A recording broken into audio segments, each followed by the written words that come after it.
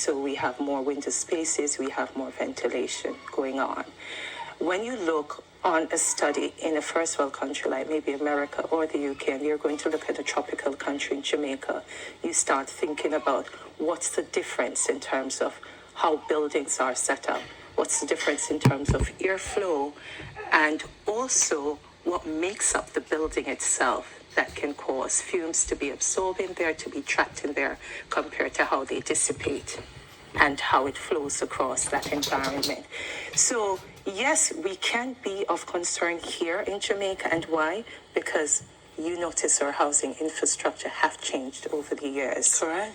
And I've been observing, and it's of concern to me, how smaller our windows are becoming now with new constructions and the internal materials that we're using.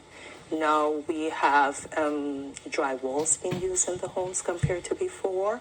We have more persons using air condition instead of using natural ventilation within their home. One of the drawbacks for us is that we don't have monitoring or biomonitoring devices within the homes, and we will not be able to afford that. Years ago, when I was doing volunteer service in the UK with a senior person, you have systems set up where you have gas monitoring devices. It's like you have a smoke detector. Yeah. Smoke detector, right, yes. Right. And if it measures the amount of emission, if someone elderly living by themselves, and it can detect it, it sends a trigger effect, and the organization would know how much the person has been exposed to. Is it safe to say that we largely have more gas stoves? We largely would have more gas stoves. We do. It's 92% of households across the island use gas stoves for cooking, right? This is according to a PIOJ 2019 survey on living conditions. So what do we then take from this to help us? One, two, how much emission is too much emission over time? If you cook a meal, what is the level of emission if you cook a meal over 10 years? But you can't say, because persons cook different ways and different meals take different time. Off my hand, I can't tell you the benzene threshold, but what you would do is look on the threshold for a person within an 8-hour period. And that is how you would measure it. So when you're looking on exposure, how long should someone be in an environment and exposed to a particular element within an 8-hour period?